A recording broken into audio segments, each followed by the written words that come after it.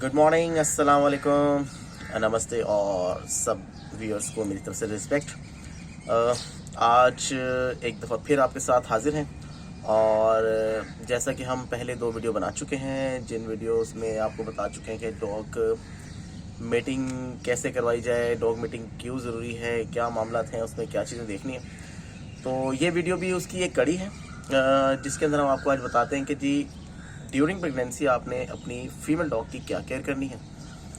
तो सबसे पहले अगर आपने वो वीडियो नहीं देखी हमारी तो पहले जाकर देख लें, ताकि आपको पूरा एक सीक्वेंस समझ आ जाए कि भाई हमारी वो जो लास्ट वीडियोस थी वो किस सीक्वेंस से चल रही थी या किस मामला में थी और या क्या टॉपिक था। तो फिर आप इस वीडियो को आके देख लें। तो उसकी जो लिंक्स है वो मैं डिस्क्रिप्शन में नीचे शेयर कर देता हूँ। और आज की वीडियो को स्टार्ट करने से पहले आपसे रिक्वेस्ट करता हूं कि जी काइंडली हमारे चैनल को सब्सक्राइब करें, लाइक करें, शेयर करें, ताकि हमारी कम्युनिटी जो है वो थोड़ी सी डेवलप हो, इन्हांस हो, स्प्रेड हो हमारा ये वर्ड जो है, ताकि लोगों को इन्फॉर्मेशन मिले, हमारा ग्रुप भी थोड़ा फले फूले। और क्योंकि हम आपके लिए मतलब बहुत स्ट्रगल करके इन्फॉर्मेशन इकट्ठा करते हैं और फिर आपको ये पूरा गैदर करके एक पूरा एक पैकेज बना कर देते हैं। तो आपसे रिक्वेस्ट है कि काइंडली मेरे चैनल को ज़रूर शेयर करें और सब्सक्राइब करें। तो आज की वीडियो स्टार्ट करते हैं।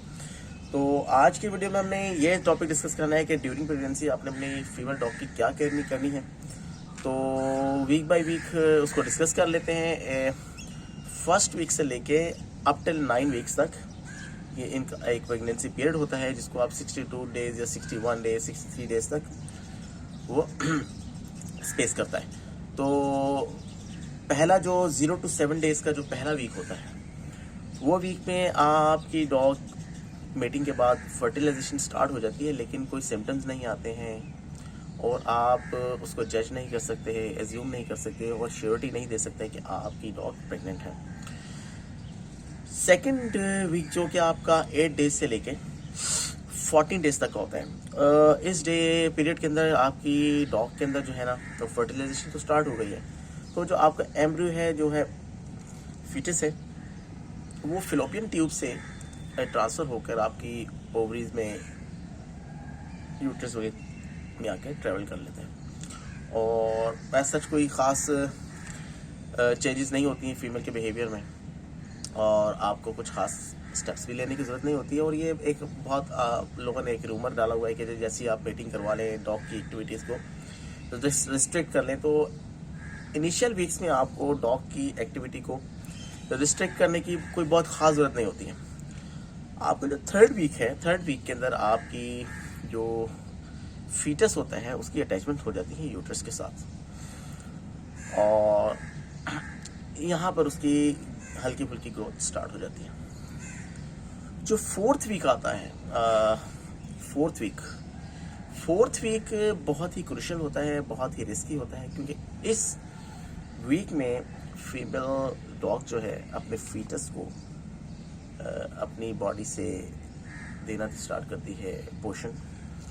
और इसी वीक के अंदर, फोर्थ वीक के अंदर बहुत सारी मिसहैप्स होने के चांसेस होते हैं, बहुत सारी कॉम्प्लिकेशंस होने के चांसेस होते हैं, और यहीं से आपको अपने डॉग की एक्टिविटी को थोड़ा सा रिस्ट्रिक्ट करना होता है।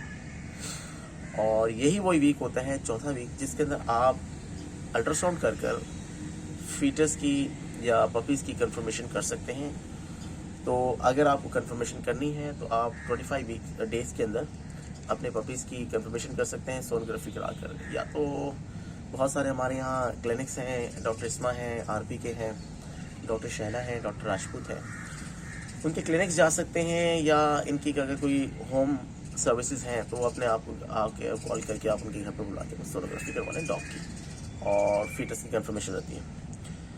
तो इसी वीक के अंदर आपको डॉग की जो है वो डाइट भी इंक्रीज़ करनी होती है 25% तक। आप अपनी डॉग को वो जो एक मदर स्टार्टर फीड पैक होता है, कोई भी डॉग फीड अच्छी सी ले लें, स्टार्ट कर लें। उनके बी कॉम्प्लेक्स सप्लीमेंट्स स्टार्ट कर सकते हैं, और कैल्शियम जो कि बहुत ज़रूरी है, कैल्शियम स्टार्ट कर सकते हैं। लेकिन आप इनिशियल फेजेस के अंदर कैल्शियम की लो डोज स्टार्ट करें, और मिड ऑफ द प्रेगनेंसी जाकर आप उसकी डोज को इंक्रीज़ कर सकते हैं, यानी कि बिल्कुल डोज नॉर्मल डोज पर एडजस्ट कर सकते हैं। फोर्थ वीक के बाद आपका फिफ्थ वीक आता है। फिफ्थ वीक के अंदर ऐसा होता है कि आपका जो फीटस होता है, जो भी पपी होता है, उसके यूट्रस के अराउंड एक लेयर होती है, उस लेयर के अंदर एमनियोटिक फ्लूइड आ जाता है सफिशिएंट अमाउंट में, और इस वीक के अंदर पेशेंट 4th वीक के रिस्क से निकल जाता है। और अगर फीमेल कभी खुदा न खास्ता को रनिंग करती है या कहीं जाती है या बहुत कोई एग्रेसिव उसकी एक्सरसाइज होती है, तो पपी ख़तरे में नहीं होता कि उसको कुछ हुआ, क्योंकि वो शॉक एब्जॉर्बिंग लेयर होती है, तो उससे वो सेफ रहता है। 6ठे वीक के अंदर आपका जो पपी है वो ग्रोथ कर चुका होता है, और इन डेज़ के अंदर आपको, अगर आपकी फीमेल की आपको ऐसा लगता है कि डीवॉर्मिंग नहीं हुई है या उसकी वैक्सीनेशन का कुछ शेड्यूल मिस हो गया आपको वैक्सीनेशन, तो इन डेज़ में आप उसकी वैक्सीनेशन करवा सकते हैं। और अगर आपकी फीमेल की वैक्सीनेशन कंप्लीट भी है, लेकिन जहां आपने उसको रखा है वो कंडीशन बहुत अनहाइजेनिक है, और आपको ऐसा लगता है कि वो कोई वहाँ से कंटेमिनेशन कोई डिजीज़ ले सकती है, तो आप अपने वेट के पास जाकर उसकी वैक्सीनेशन करा सकते हैं। और मेरी रिक्वेस्ट आप लोग से ये है कि खुदारा कभी भी अपनी फीमेल की वैक्सीनेशन खुद ना करें। इस स्टेज पर आकर डिवॉर्मिंग भी कर सकते हैं, क्योंकि अगर आपने डिवॉर्मिंग नहीं की और वो मट्टी में रह रही है या इस तरह के किसी माहौल में रह रही, तो वर्टिकल ट्रांसमिशन हो सकती है। वर्टिकल ट्रांसमिशन का मतलब ये है कि वॉर्म्स जो हैं माँ से ट्रांसफर होकर पपीज़ में जा सकते हैं, जो कि बहुत ही ख़तरनाक बात हो सकती है। 6ठे वीक के अंदर, जो 6ठा वीक है आपका, उस 6ठे वीक के अंदर ब्रेस्ट एनलार्जमेंट हो जाती है, और एक्सक्यूज मी, ब्रेस्ट एनलार्जमेंट हो जाती है, और इस ब्रेस्ट एनलार्जमेंट की वजह से जो उसके टीथ्स होते हैं वो सॉफ्ट हो जाते हैं, एनलार्ज हो जाते हैं, ब्लैकिश इन कलर होना स्टार्ट हो जाते हैं।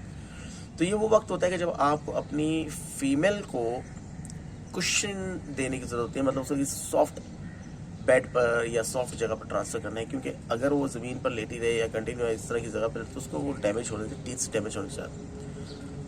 तो इन्हीं वीक्स के अंदर आपको जो उसका वेल्पिंग एरिया है उसके अंदर भी ले जाने की ज़रूरत होती है, ताकि वो वेल्पिंग एरिया में जाए, क्योंकि उसकी वो इन डेज़ में आके उसकी वो नेस्टिंग की जो आदत है वो बनना स्टार्ट हो जाती है, और वो नेस्टिंग करना शुरू करती है। अगर वो कच्ची ज़मीन पर है तो खोदना स्टार्ट कर देगी ज़मीन को, या हो जाएगा। तो 6ठे वीक में आपको उसकी ये सेफ्टी देनी है ताकि वो सेफ रहे। 7वें वीक के अंदर जो आपकी फीमेल है वो पपीज़ की मूवमेंट्स आपको जो है उसके अंदर थोड़ी थोड़ी नज़र आना स्टार्ट हो जाएंगी। अगर उसका लिटर ज़्यादा है, इंक्रीज है 8-9 बच्चों का, तो आपको प्रोमिनेंट मूवमेंट्स नज़र आएंगी उसकी टमी के अंदर से बच्चों की। 7वें वीक के अंदर ही आप जो है अपने जो आपका फीमेल है 7वें और इनिशियल 8वें वीक के अंदर उसके जो वो हेयर शेडिंग स्टार्ट हो जाएगी, और एब्डोमिनल एरिया से वो अपने हेयर्स रिमूव करना स्टार्ट कर देगी। तो आपको ये भी पता लग जाएगा जी, अब जब अगर वो हेयर रिमूव करने की स्टार्ट हो जाएगी तो आपको पता लग जाएगा अब इसकी डिलीवरी का टाइम करीब है। और ये हेयर रिमूविंग का पर्पज़ ये होता है कि जी जो बच्चे पैदा होंगे वो वहाँ पर आराम से अपनी फीडिंग कर सकें और बालों की वजह से डिस्टर्ब ना हो। तो 8वां वीक आपका ये है। 8वें वीक के अंदर आप उसको देखें, ये भी बहुत क्रूशियल वीक होता है। इसके अंदर फीमेल को हर्ट होने के या उसकी इंजरी होने के चांसेस ज़्यादा होते हैं। अब 8वें वीक के अंदर फीमेल एक तो आपकी बहुत लथार्जिक आपको लगेगी, और वो कोने में जाके बैठना स्टार्ट करेगी, उसकी एक्सरसाइज लिमिट हो जाएगी और आपको ऐसा लग जाएगा। अब जब 9th वीक होगा, क्योंकि 9th वीक में उसने बच्चे देने हैं, उसको डिलीवरी करनी है, तो आपको 9th वीक के अंदर डिलीवरी से 24 घंटे पहले फीमेल के जो टेम्परेचर है ना, वो बॉडी का टेम्परेचर डाउन करती है, मतलब 97 डिग्री तक हो जाता है। तो आपको अपनी कैलकुलेशन के मुताबिक जब आपको ऐसा लगे कि इसके 60 या 58 या 59 डेज़ या 60 डेज़ या 61 डेज़ हो गए हैं, तो आप उसका टेम्परेचर चेक करना स्टार्ट करें। और जहां उसका टेम्परेचर आपको ऐसा लगे 97 डिग्री सेंटीग्रेड है, तो आप समझ लें कि इसके 24 घंटे के अंदर अंदर वो डिलीवरी हो जाएगी। तो जहां उसने डिलीवरी करनी है, जो वेल्पिंग एरिया है वो बहुत क्लीन होना चाहिए, आपको उसके पास ही रहना चाहिए। और जो नॉर्मल विंडो पीरियड होता है फीमेल्स का डिलीवरी का, वो होता है 12 आवर्स। तो पहला बेबी देगी फीमेल अगर डिलीवर करती है, और तो उसके 15 से 20 मिनट का उसका टाइम होता है, उसके बाद दूसरा बेबी डिलीवर करती है। और याद रखिएगा जितना बड़ा लेटर होता है 8, 10 या 12 बच्चे होते हैं उसमें फीमेल को डिस्टोसिया के चांसेस कम होते हैं। अगर लेटर छोटा होता है 5 या 3 का तो उसमें डिस्टोसिया के चांसेस ज़्यादा बढ़ जाते हैं और कॉम्प्लिकेशंस के भी चांसेस होते हैं। तो ये टोटल केयर आपको करनी है अपनी। और ड्यूरिंग प्रेगनेंसी आप अपनी फीमेल को 25 डेज़ के बाद उसकी एक तो एक्टिविटी को थोड़ा सा लिमिट करें, उसको भगाएं नहीं, उसको लीश के साथ जब भी लेके जाएं बाहर लेके जाएं, एग्रेसिव ना करें, कोशिश करें कि ज़्यादा बाक ना करें, एग्रेसिव ना हो। डाइट का ख्याल रखें, उसकी वैक्सीनेशन का ख्याल रखें, उसकी सप्लीमेंट्स जो भी हैं फूड के वो दे दें। और ये है ड्यूरिंग प्रेगनेंसी, ड्यूरिंग डिलीवरी जो फीमेल है उसके पास ही रहें। और अगर आपको ऐसा लगे कि वो ज़ोर दे रही है या उसको डिलीवरी में कोई प्रॉब्लम हो रही है तो फ़ौरन से अपने वेट को, जो भी डॉक्टर्स हैं उनको बुला लें। और अगर उसको बच्चे डिलीवर करने में 12 घंटे से ऊपर हो जाए तो फिर भी आप देख लें।